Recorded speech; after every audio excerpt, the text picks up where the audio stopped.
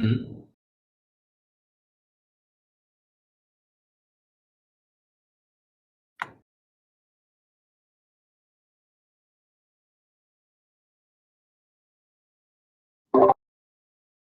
All right, we're just gonna wait for a few more minutes and then we'll start.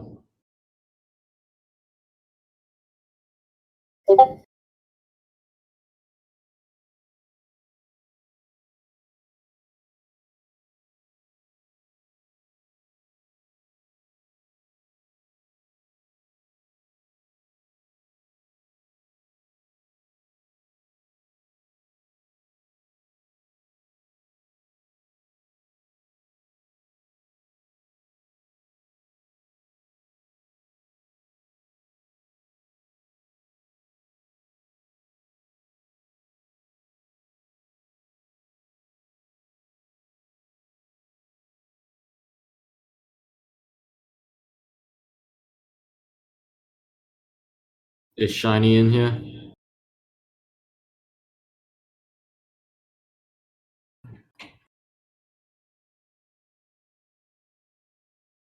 Oh, he better be. I don't think we can do it without Shiny.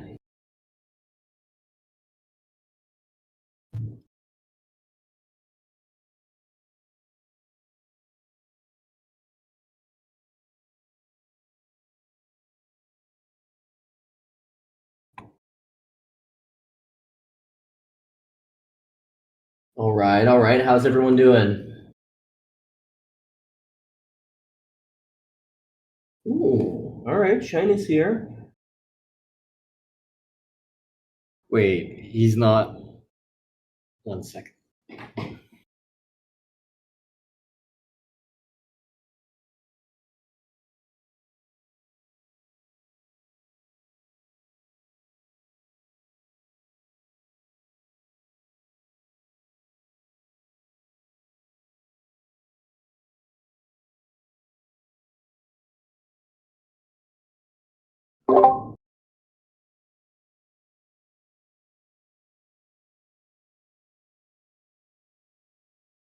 Nice. Papa Ranch is here. Seta, Jeff, of course. Legends. Black Cloud, Nilo.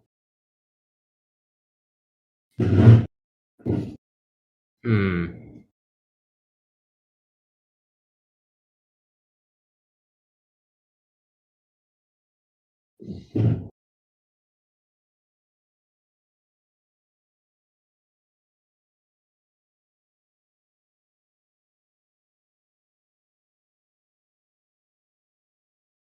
We're just gonna wait for a little bit for Shiny to come in.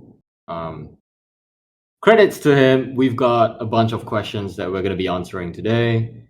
If you can check out the AMA question channel, it should be on the Lost and Found.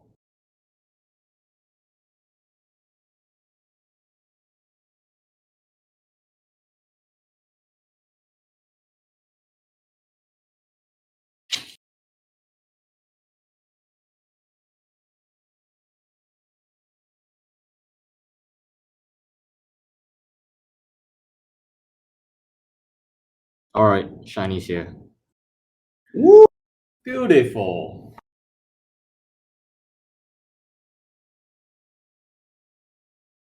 Awesome. Yeah, let's just get started right here. Give me 1 second while I pull up the questions. All right, these all come from the white paper. So let's start with business model. How will esports tournaments look like for Zoolana if you decide to go that route? Esports tournament for Zoolana will look something kind of similar to Clash of Clans, if you're familiar to Clash of Clans. So what they did was they have brackets on kind of like a guild versus guild bracket model where individual will represent the guilds to battle against another guild. And yeah, it will be similar to a model like that. We'll probably try to find sponsorships. If not, we will use a prize pool that we're gonna come up with ourselves. That's the answer to the question. Okay. So a little bit of information. Let's back up a second before we jump into questions. Before, when we've talked about the team, we've talked about how we're based between New York City and Singapore. Excitingly enough, I've been. This is Brick speaking. I've been in Singapore now, working alongside Didi for the past a month or so. We went to a number of conferences and live events here in Singapore. And it's pretty awesome to now be working as a team together in the same room for pretty much the second time since we started building Zoolana. So really huge development on our end in terms of increase in work efficiency and just quality of life for the team. It's pretty exciting because Coping is based in Singapore as well. And we had our graphic designer coming to Singapore too. So we actually had the entire team in one room over this past month, which is the first time that's ever happened for Zoolana, and just really exciting for everyone. It made it really clear that as this project grows and as we start onboarding more people, this will be it. It's going to be really quite the experience to all be working together in the same office and under the same roof. So, pretty exciting start of developments and a sign of what's to come for us. So it's a little bit of background about where we are. Everyone saw the roadmap video in terms of announcements coming for the next few months. Lots of really exciting stuff coming, and some of it coming very soon. So we appreciate you guys sticking with us, and there's a lot of really huge, awesome developments coming. On that note, anything, Didi, you want to share about our progress over the past month? Yeah. Yeah, I mean, it's fun working alongside Brick in a room because, yeah, things are way more efficient when we get into a room together. Like conversations such as trying to come up with a strategy in terms of how we're going to execute things moving forward. These conversations are so much more efficient when we are face to face, and we can kind of think of things right on the spot. And yeah, although that could be done over voice chat as well, but it's, I don't know, it's totally different in real life. Yeah, I don't know if anyone here has tried to work across time zones, but being physically in one room is one thing, but even just being in the same time zone makes an enormous difference. So productivity for us feels like it's gone through the roof since I've been in Singapore. And the plan is actually for me to relocate here permanently. So other projects are talking about how their devs died during Mint, and our devs are finding new lives during Mint. So it's we are not the same. Anyway, on that note, let's jump into specific questions. Remember, guys, we have the AMA questions channel in the Lost and Found on the left-hand side. So if anyone has questions, feel free to drop them in. Shiny has done an awesome job going through the white paper, the most recent draft, and giving us questions to answer. But anyone, feel free to drop them in, and we'll get to them today. So let's jump back in here. So one of Shiny's questions is, how will we implement lending and sponsorship platforms? Are we talking about Zoolana or the space as a whole? Right now, we're thinking about NFT lending and sponsorships purely as they relate to Zoolana. So we don't have a plan to build out a sponsorship or a lending platform for the entire NFT gaming space. Implementation is likely going to use lending software similar to Cardinal. This is a little bit far out for us. We aren't quite at the point where we're thinking about exactly how to implement lending for NFTs.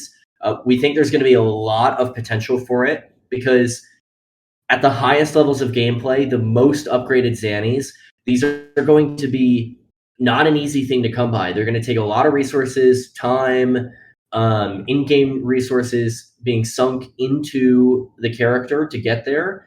And, there's going to be some utility to being able to rent out a new build of a Zani for a tournament and not necessarily purchase the asset outright to own permanently. So this is something that we're thinking about as we design the game, but we're not quite there in terms of implementation. So we'll have to maybe stay tuned for that. Yeah, the next question is about defining share to earn and create to earn. I think that's a specific part of the white paper that we touched on before we go into community building. So share to earn and create to earn, it's more like trying to create content for specific audiences in gaming, and share to earn, it's more of the implementation of NFT lending. So like Brick mentioned just now, we're not quite there yet in terms of implementation, but this would be one of the lists that we would hit in the future. Okay. Community grants and allocate funds to encourage third parties to build in Zoolana. This is something, again, we're just not quite there yet. Really what we want is we want the game accessible and alive before we start driving people's attention towards the product itself. Because what's really important here is that when we reach out to a guild, when we reach out to a DAO, when we reach out to an esports organization, we have to have some way for them to actually participate in the ecosystem. And optimally, what that looks like is actually getting into the game itself. So we're still a few months out before these types of things are really appropriate. And even with the alpha version of the game out there, it's going to be a closed alpha. So it's still not appropriate to be reaching out like to the phase guys and being like, hey, look, this is the next big thing. We need you in this today. That would be something that would come a little bit later down the line. So this is still in the plan, still in the works, part of the strategy, but we're just not there yet in terms of implementing this or having deep designs ready to talk about right now. How will you balance using the token to perform community votes? Will more token allocation means your vote has more weight to it? The short answer is yes. The longer answer would be, if you read specifically on the white paper nearing towards the end, I believe there's a part where I wrote something like token holders can allocate tokens to players and have revenue sharing on top of it. So they will earn rewards from the players. So if they do that, they will be so-called relocating the vote towards them as well. So in terms of having more incentives aligned towards players, I think that's one way to solve it. So moving on, Zani Hero Showcase. Will Dust Labs be used for Zats in the Tribal Research Labs, or will they be used for item character enhancement? So Dust Labs, I'm not sure what you guys have heard in terms of where we've made things public or not. We have a big announcement coming up about Dust Labs, the team behind DGods, and it doesn't necessarily relate to game design. So you guys can probably use your imagination, but we promise that what we're actually doing is going to blow you away, and it's bigger than what you guys expect. So we're not talking about Dust Labs creating tools for use within the game. We're talking about kind of broader Web3 ecosystem tools that they're building. So we have some questions here about shards and that interact with Dust Labs. So maybe we don't we skip past these. Yeah. The next question would be, when Zanis are in training camps, will they be locked out from being used in battle until training is done? Zanis would not need to be in the training camp specifically for training. Training would be more applicable to units, like the combat units that we've showcased so far. For example, for the past few days, we've been sharing kind of the VFX of how the attacks are going to look like for these combat units. So when you do train these units, yeah, you can't use them in battle. Okay, more questions about Dust. What is the difference between upgrading the rarity of a Zani and fusing two Zanis? Do they have to be the same rarity in order to fuse? So fusing Zanis is actually going to be how you upgrade the rarity. Will they have to be the same rarity in order to fuse? The system we're imagining right now is yes. Things are we're designing the game on a day-to-day basis. So none of this is set in stone, but the design we have right now is fairly in-depth, and it does include fusing rarities, fusing Zanis of the same rarity. It seems like it adds layers of complexity to be able to fuse Zanis of varying rarities. And just thinking about the system as we have it right now, it would really have to be rethought. So almost certainly, yes, the same rarity of Zani will fuse to make higher rarities. Yeah, just rolling back to a few questions. In terms of the will dust labs be the main way we interact with shards? Will shards turn to dust when dismantled? So shards are going to be one of the currency that you can use to upgrade your Zeni. In terms of so in this current design that we do have, you will be able to burn your shards and turn it into soul crystals. So these crystals would be used as the main currency to upgrade your Zeni skill with. So that's the design that we have right now. Okay. Land states you can tax people harvesting from your land. Does this mean you cannot attack enemy lands for resources?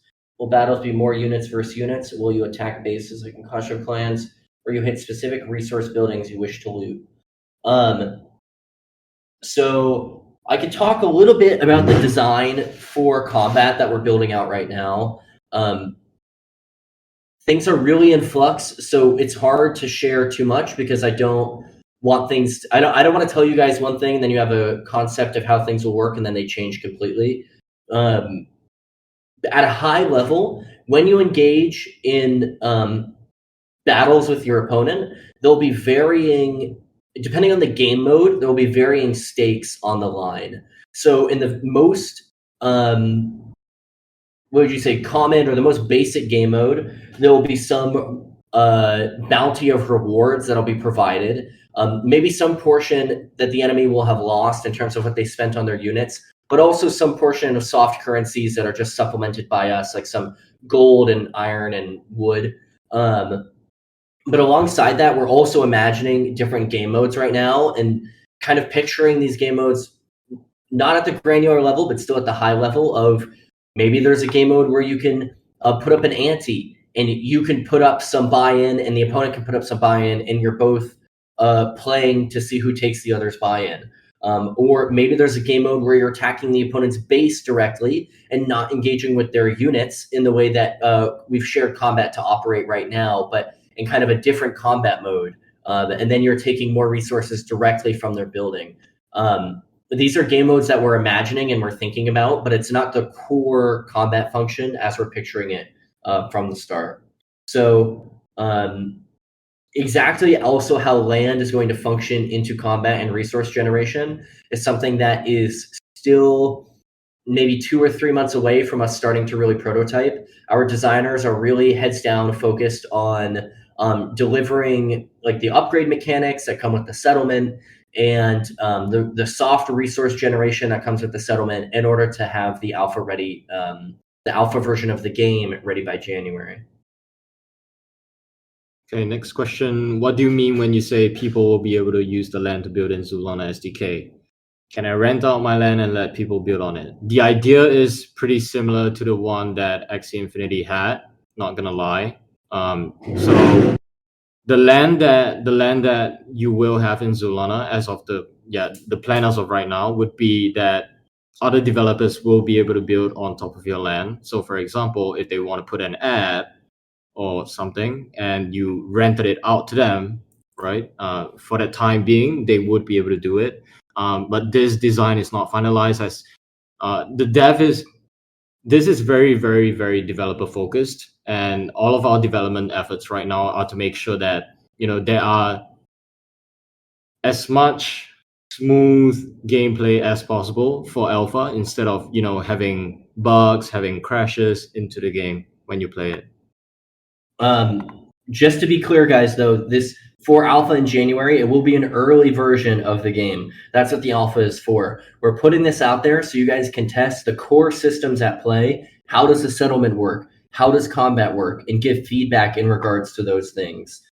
you don't start building a skyscraper before you have the foundation laid. And really what's important for us at this point is getting these core systems in front of you guys so you can tell us, hey, this is awesome, this is working, I love this element of the game, I want more of it. Or, hey, this isn't connecting, this feels confusing, whatever the feedback might be, so that we can go back and iterate and make it perfect. So clans, are sigils NFTs? Can clans be created without needing a sigil? Right now, we're picturing clans as being a really core feature of the game. So sigils will be needed to create a clan, although they won't necessarily have to be NFTs. So the way we're imagining assets to work within the game is that you will be able to, as a Web 2 quote unquote gamer, you could be interacting with our game, leveling up a Zani, buying a clan sigil, potentially collecting other assets within the game, and using them in a Web 2 manner. Once you get introduced into the world of Web 3, your friend tells you, oh, you know, you can actually sell this high-level tiger, whatever it might be. At that point, you'll be able to export the asset onto the chain and then take it out of your Zoolana wallet and sell it, or just bring it straight to the Zoolana marketplace and sell it from within your Zoolana wallet. We're not imagining every asset in the game to necessarily be an NFT, unless you want it to be. So hopefully that makes sense. So when clan members donate troops, what does it mean when you say it allows strong members to return to battle while skipping recruit timer for training troops? So the idea here is that if I have a friend who has a really strong Zani, he has some upgrades for his units, I can be training units and donating them to him so he can then use those units in battle right after he's just fought, in order for us as a clan to have our most powerful member participating in more battles. So does token rewards for clan roles come from staking contract of the sigil? If so, does this mean non-sigil clans can't earn tokens? So the design as of right now, again, like Brendan has mentioned, this would work as a Web 2 game with Web 3 functionality. So everything that a Web 3 guy can do, a Web 2 guy would be able to do too. But instead, if they want to explore Web 3, they would need to export their assets out. Some sort of like a, so we're talking to Web 3 auth to kind of implement an in-game wallet within the game itself, with like a social login, you know, because the goal for Zoolana in the end is to bring mass to Web 3, right? And if you have too high of a barrier at the start, that's just not going to work. So you have to operate as a Web 2 game while giving Web 3 functionality. So we might skip through some of these guys because we have more questions at the bottom related to tokens in the IDO, and we do have a call with an advisor at 11, so half an hour. So will the preset amount of equipment crafting recipes be unlimited? What will be the cost to craft? So cost to craft still a ways out. Crafting is not going to be a system that's implemented for the alpha in January. It absolutely is going to be a system that we want your guys' feedback on, but it deserves a lot of love and focus to get it right. And right now, like I'm talking about building up the base of the game, we need to make sure we're focusing on combat and the settlement itself first. So that's one thing to note. The preset amount of equipment crafting recipes be unlimited. I think what we're not exactly sure if I'm answering this right, but how we're picturing it is there's going to be a list of weapons and pieces of equipment alongside maybe some other assets that you can craft, and that will be a preset list of what's actually craftable. It'll change and be updated over time, of course, as the game expands and more content is released, but it will be like decided, I guess, internally what the crafting recipes are. So in terms of clan crafting, who controls the stockpile when contributing? Who controls if it gets sent to the market to trade? So controlling of stockpile would be of the top tier leaders. So in normal Forex games, we have this system called R5, R4, R3, R2, R1. So at the top, normally it's R5, right? So these is the clan leader. This is only one person, and then followed by R4, which will be of around 4 people to 5 people. So these are the main people who are going to be controlling the stockpile. So they will be, they will be the one who control it if it gets sent to the market to trade. Okay. If individuals can access, will be a limit? So like Didi just mentioned, there's going to be a leadership system in place, and likely some deeper permissions in terms of kind of like allocating powers as it relates to the clan assets, the shared assets. So will there be a limit to how many resources they can take? We're quite a ways out from this as a design, and if it makes sense for there to be, there will be. Okay, fusing Zanis. In the example, it states you can fuse 5 rare Zanis into one random epic. Does this mean the Zanis don't have to be the same species to fuse them? Can they fuse into a different Zani than the ones which were used for fusing? Yeah, as of right now, the system that we have, you need to own 5 of the same Zanis to fuse into the next rarity. And it will be the same rarity. Maybe, yeah, the design, I'm not too sure because I didn't fact check this. Did we say one random Zani inside our white paper? If so, that system has changed inside our game design. The most updated design would be you need to fuse 5 rare Zanis into one epic Zani. And for example, if you're fusing 5 Tiger Zanis, you will get the Tiger Zani. Okay, it says unique Zanis can only be attained through fusing shards. Can they be sold once obtained? Yes. So the way it's going to work is that in the current design, again, these systems are still under process. This is game development. Can they be sold once obtained? Once you have a Zani, if it's not yet an on-chain asset, you will be able to choose to export it onto the chain. And there'll be some minimal fee involved to like pay for gas or to pay for the minting fees. Back when Solana was really expensive, each NFT that you made was a few dollars to make. Even if it was given out for free, to literally put the information on chain, it cost a few bucks. So there's going to be some nominal charge to put the information on chain, but your assets in game can be put on chain and sold should you choose to. Shards are passive resources that are unique to each Zani. Does this mean the shards don't have to match the species of the unique Zani in order to be able to fuse into it? How will I obtain unique shards to fuse into unique Zani? So, okay, the first part of the question is, shards are unique to each Zani, and they do have to match the species of the unique Zani.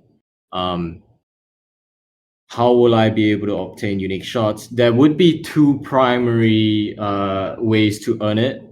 One way would be through a loot and reward system when you go into battle. The other system would be to pay for it, but to get rid of the pay to win element to it, it will be randomized. Can special weapons be sold after they were built from fusing? Yes, again, like Brick mentioned in the previous question that he answered, special weapons can be sold after they were built from fusing, but you do need to export it to the chain. And yeah, that's about it from Shiny.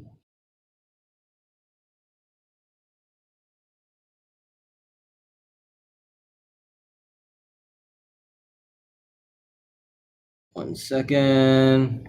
So, okay, we've got other questions here. Hot Rabbit. In USD dollar terms, how much is 1 CCT, perhaps based on your latest / target fundraising rounds?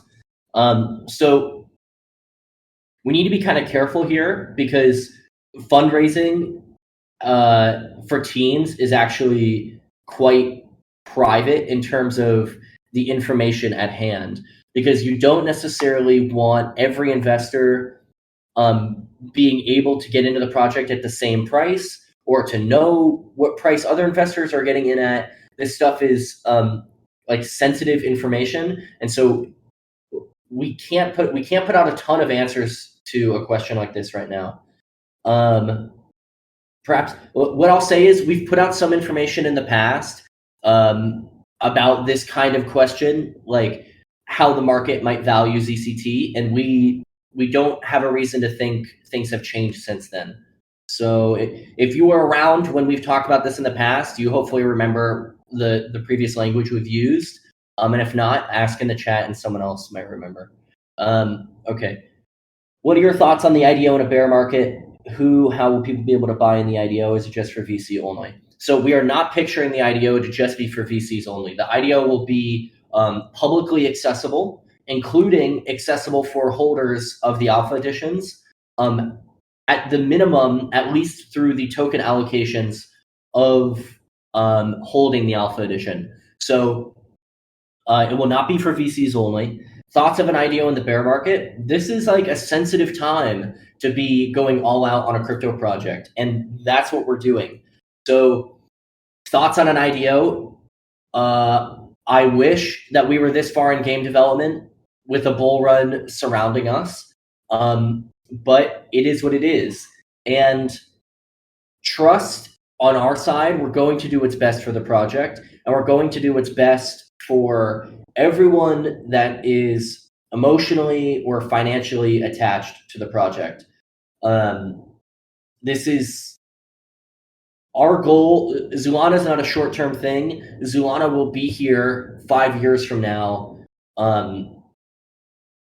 whether you like it or not. So trust that we're going to do what's best in the interest of the project. And right now we're going all out on the IDO, and it's an integral part of our plan for the next year. TGE period for all tokens of NFT holders right now. This is something we're looking at when we're modeling out token emissions from the IDO, because what's really important for all of us is that we have a token that people are excited about and that does well. So the TGE period right now is monthly for 3 months, but it's possible that we move towards a longer distribution schedule because no one wants the token to do poorly. That's in your best interests, in the project's best interests, for this to be something that's around, for this to be something that reaches 1 million, 5 million, 10 million users, this has to be designed right, and we have to make the right decision here. So TGE right now is monthly for 3 months, but I'm going to be straightforward with you guys and tell you we're looking at potentially doing 6 months. We're looking at potentially doing a year. This is, for us, really important that when we're releasing the token, we're doing it right. We're doing it with utility for the token. We're doing it in a way that makes sense for you guys. We're doing it in a way that makes sense for future holders. It's a really complicated system, and these things have lots of moving parts. Game will be mobile, Android only, marketed primarily to Asia. I think iOS has come out and, well, they didn't explicitly say that they support NFT games or blockchain games, but they are open to onboarding blockchain games onto the platform. Yeah, that was really exciting. Yeah. Although they did mention about the 30% fee, but it is what it is, If you want to reach to a bigger audience, you do have to give up some of the market revenue to them. So our aim right now would be to both Android and iOS. In terms of marketing, we are planning to market primarily to Asia Pacific once the full game launches. Sorry, go ahead. Yeah, no worries. So I think the main part of why we want to do that is because, obviously we're going to do research, right? And what we found out is that what Forex gamers have, the characteristics, as well as crypto penetration percentage towards the country itself, it's heavily directed towards Asia Pacific. So we're talking about countries like Philippines, we're talking about countries like Indonesia. So these are like the countries that we will be going full force into once the full game launches? Yes, Philippines and Indonesia are core markets for us. And guys, it's been awesome to be here in Singapore and networking over the past month. Because we have met some really awesome contacts in terms of distribution into the Philippines, and we've met some really awesome contacts for distribution into Indonesia.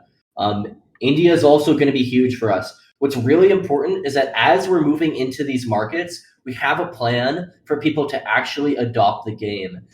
What's a blessing and a curse about working in Web3 is that with huge power comes huge responsibility.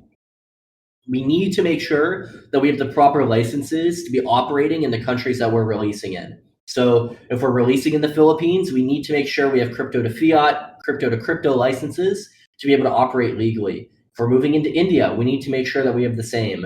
So for us, it's really kind of a step-by-step strategy and making sure that we're doing it right as we're taking the steps that we're making. Okay, how does my family feel about moving full-time? My family, thankfully, some of my family is upset about it. Some of my family is really excited for me. For better or for worse, my immediate family wasn't actually based out of New York at this point in my life. So, we only see each other a few times a year anyway. And most of the people that care about me are really excited that what I'm working on is going well. So, yeah, things are good.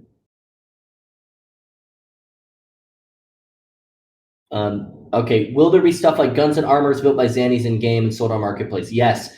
Crafting and social crafting is a core element of the game for us. Like I mentioned, it will not be live in the alpha in January, but it will be live. Sorry, new messages coming in. But it will be live for the actual game, and it will be released as a feature as time goes on. Okay, blueprint system. Finding blueprints. Yes, there will be a blueprint system. Will landowners have a chance to find blueprints? We aren't quite sure how you're going to acquire blueprints yet, but we're excited about those being one of the assets in the game, because even if you don't have the materials to craft an extremely rare laser rifle or high-level item, maybe you still do have the blueprint, and that's worth something in and of itself. So it's kind of an exciting idea for us. Last time I asked about promotions, at what stage you guys are on that. Also, I think it isn't the best time. Not sure what you mean by promotions in terms, maybe you're talking about Min, maybe you're talking about IDO. So to answer the question, Gray, we are taking a lot of time, like just now when I talked about early on, before we started getting into the questions again. We talked about having strategy conversations as well as, just general structure of how we want to do things. Trust that we are putting a lot of time into thinking about things like this. And we do have a plan in place, and not just one plan. We do have a few plans in place that we would be able to execute if things goes well or goes wrong. We do have plans on both. Just trust that big things are coming. I did mention on the previous Twitter space that the alpha is Dust Labs. I think by now most of you should already know kind of what we're trying to do with Dust Labs. I'm still not gonna go into it and explicitly say it out like what we're actually gonna do, but know that we're gonna be working with Dust Labs on something. More info is coming very soon, guys. What is the team structure further split into contract and full-time staff? We have 30 people working on the project right now, guys. This is a team of 30 working on Zoolana. Split into contract and full-time staff. We don't have a ton of time. I'm not going to go into the breakdown for every single employee, but we have a number of front-end, a number of back-end, a number of artists, a number of designers. The team is large, and it is split into contract and full-time staff. So people like the artists, what's really interesting in game development is that it does go in waves. So we had the first few months was a huge amount of art preparation. We have 9 units that they had to concept and then model. Each one of those units, once it was modeled, had to be textured, rigged up to be animated, and then given animations. There was a lot of lift on the art side of things at the start of the summer. Now the art for those things are finished, and now it's moving more towards the engineering side. We need to make sure the back-end systems are working with the front end to record resources, to record the results of combat. And so the team structure kind of changes over time. So we use contract and part-time employees when we need them, and we use full-time staff when we need them as well. All of the leads, so our back-end lead, our art lead, the main producer managing the production of the game, all of these guys are full-time, obviously. And I mean, they're more than full-time. We're talking Zoolana at 1 a.m. on a Saturday, 3 p.m. on Sunday. Everyone in this project is in it 110%. You forgot India for core market. Yeah, so we did not forget India. It really depends as well because, through research, there's this thing called LTV. So it's called lifetime value for players when they spend in Forex games. In terms of cost per acquisition per player and LTV, the ones that proved to be of a higher spectrum would be Philippines as well as Indonesia. However, India is very, very close to the list. So yeah, we do like that. That is probably the next market that we're gonna go ham on, if not Indonesia and the Philippines. Okay, beta tester. Yes, beta is available to alpha edition holders and teaser edition holders. So we're calling it the alpha edition of the game, but you can imagine it as a beta. It's an early build of the game with the core systems in place, and that'll be released in January. I want to make it clear, guys, this is an early build. It's for you guys to get your hands on it and see, okay, these guys are legit. They're really building something here, and you can start to test some of the decisions that we've made about how gameplay will work out. You're not going to have crafting. You're not going to have clans built into the game yet. These are things that are going to come with time, and as we nail down the really core features at the base of the game. Chosen or need requirement to be beta tester. Wait, you just answered that, right? Mm-hmm. Yeah. Okay. Oh well, chosen or need requirement. Yeah, you'll need to hold the alpha editions or the teaser edition. Yeah. I mean, if your in real life profession is a game tester, we will be open to it, obviously, because professional opinions are always required. We do know a few people already that are professional game testers, and they will be testing the game as well, alongside the alpha edition holders as well as the teaser edition holders. Okay. Yeah, you will not need an NFT to play the game once it's publicly released. Absolutely. 30 is crazy. 30 is crazy to us too. But that's what it takes. It's what it takes to make something great. Add me to the team. Snolly, you're added. That's 31. Have you found a need for a baker yet? We have not, but we do know that Jeff would be the first person that we hit up if we do need a baker. Contribute to Zoolana as a normie. This is an awesome question. We need people talking about the game. So when you're here, there's a number of different ways you can contribute, but one of the easiest ways is literally just hitting that retweet button on Twitter, literally just commenting on the post and saying to the outside world, guys, we are excited about this. Zoolana is doing something real. People, it's insane how little attention span people have these days. And when your main platform to reach out to people is limited to 140 or 280 characters, when people talk about the attention economy, trust us, it's real. So at a very basic level, just pay attention to social media, like the tweets, comment, and if you're really interested in getting more in depth, this is one of the things we'll be talking about more over the coming weeks in terms of the information that's to come. There will be more active participation available within the community coming soon. So just stay tuned and stay present is all we can say. Gray mentioned target audience age, as you mentioned in white paper, is 25 to 44, but I think it should be from 18 or I guess 20, the main targeted age where people play games. That would be the age where people normally play games, but do know this, we are from a very specific genre. We are from 4X strategy games, and statistics don't lie. The statistics that we found is that these are the age groups that people normally do invest the most time and energy into playing Forex games. Sonali, I think I'll be beta tester almost certainly. Seems like a guarantee.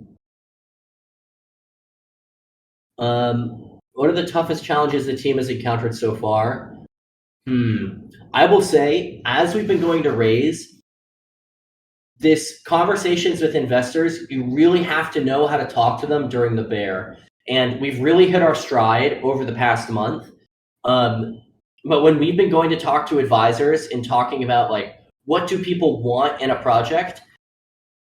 When the whole crypto market is in a downturn, some people say, I don't want anything right now.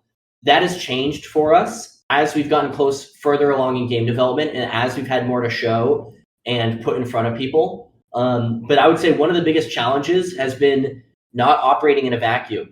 We're one project of many in the space, and it's hard to operate without being affected by larger conditions.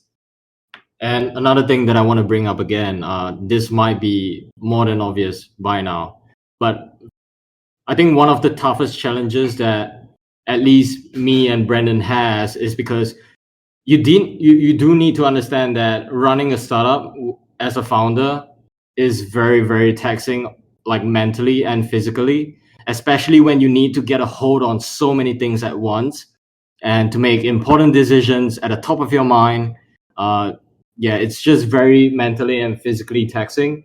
And do note that Brendan is based out of NYC over the past year, so that hasn't helped at all because we were awake for like our sleep schedule is pretty fucked up. I would say I go to sleep around 5 to 6 a.m.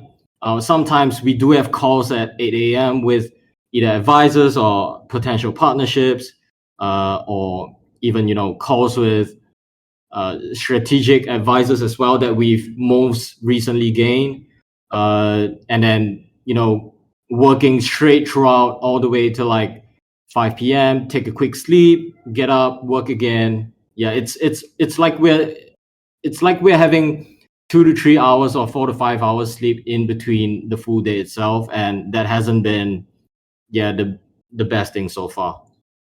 Time zones are just an insane beast of a burden when it comes to managing a team and to managing a project of this scale. Like it's been extremely difficult to be 12 hours apart because, like Didi's mentioning, when I'm just waking up, it would be appropriate for him to be going to sleep, and the vice versa is the case as well. I don't recommend anyone willingly jump into a project where you're 12 hours apart from your co-founder. That has probably been one of the toughest single challenges that we've had. Nuli said, but to be honest, I'm ex-player from PUBG Mobile. From early season until season 10, I see much player age 17 to 25 to play that game. Yeah, I've played that game a few years ago as well. But do know this as well, PUBG isn't a Forex game. So like I mentioned just now, Forex strategy games are very specific to itself. So we're talking about games like, again, to those who don't know, go look it up, Rise of Kingdoms, Infinity Kingdoms, War and Order, Lots Mobile. These are some notable titles that have either earned billions of dollars already inside the Forex genre, or they are either the top 10 games that people have played so far. And just note they're different genres, guys. Like, we played Call of Duty too. We played Call of Duty as well when we were younger, and as you get older, people want different things. So keep in mind, different markets and different products appeal to different people, and you need to keep your eye on that if you really want to be targeting the right audience. Okay, guys, one thing we should stress as well, our community is not like other communities in the space. You guys show up every day. Everyone here is so passionate about what we're doing, just as passionate as we are. Jeff, Sonali, Gray, Shiny, Black Cloud, all of you guys are here routinely, and we see that, and it makes just a huge difference for us. So we appreciate you guys, and it's pretty amazing to not be doing this in a vacuum in terms of the support. It's yeah, it makes all the difference. Does building Zoolana give you the same rush you get as playing Hearthstone or War and Order? It's a different type of rush, but you do get a rush out of it. Especially when, one thing of game development, because, we're working with veterans, they've went through this many, many times already during their lifetime or during their professional career in game development. But for us, this is a first experience, I guess. Being on the side of game development, one thing that they did was, when you're trying to build a full piece of combat, they do it individually, and when they give us updates on how it's looking like, you see it like individually as well. But when they did the full combat mode, yeah, that thing is just like, wow, okay, it works this way. There's a lot of logic that goes into it.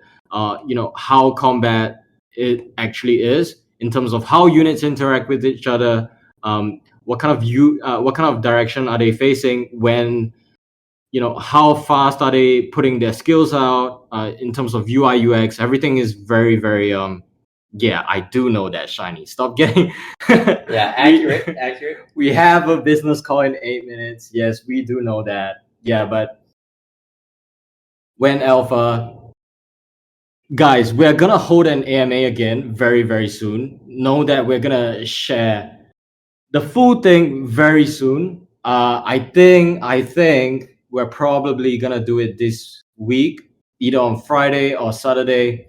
Let's do an AMA again. There will be more to talk about soon. Yeah, we'll say that. There will be more to talk about. You guys, if you hop on to the AMA, you're gonna know it first before everyone else, and yeah, you're gonna want to do that. Okay, guys, excited, nervous, or both? I think, yeah, it's all of the above. Like we're talking about, we're building here together, and we're putting this in front of you guys at an early stage for feedback. This is a chance to build. This is not a chance to celebrate, although it is something to celebrate. The purpose of it getting in front of you guys is for you to see it, for you to play it, and for you to let us know what you think. So, super excited. We'll say super excited. I think at that, we're probably going to wrap up here, guys. Feel free to throw more questions in the AMA channel, and we might have a chance to jump back in after the call. We do have successive calls going on until like around 1:30 a.m. today, so it might be a bit late for us to get back to it today, but we will see it, and we'll try to give attention where it's due. So again, thank you guys. We're out here building. Devs have not died during Mint. Devs have found a new life during Mint. So we're here for it. Yeah. Awesome. All right. Thank you, guys. We're going to close the stage right now. Bye. Take care. See you next time.